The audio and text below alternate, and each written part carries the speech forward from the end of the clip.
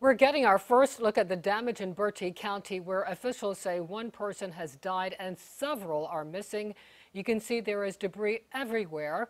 This is at a mobile home park off Morning Road. Wow. Our affiliate station just shot this video from their helicopter.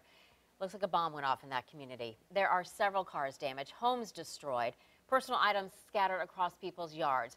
Right now, crews are looking for the people who are still missing.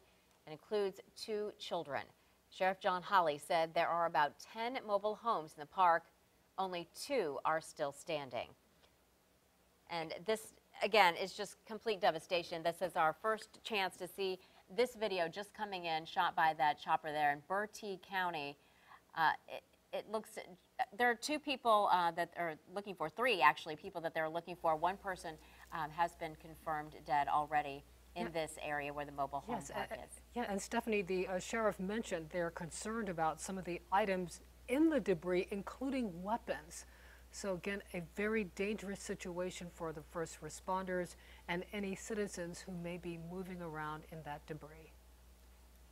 Absolutely, and again, we're trying to get the timing of all this. And Jeremy, do you know about what time that tornado report came in Bertie?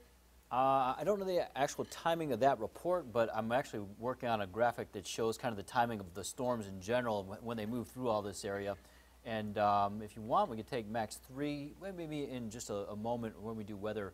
But just basically, it was very late last night, around 1 o'clock for a startup time, and then basically between about 1 o'clock in the morning all the way through about 4 or 5 o'clock in the morning, we had one long continuous band that created multiple tornado warnings throughout the area. So this was the first area to get hit, though. So looking at the radar, the timing on that was about 1:30 in the morning, maybe 2:30 in the morning, about 1:30 to 2 o'clock in the morning for them to roll through there.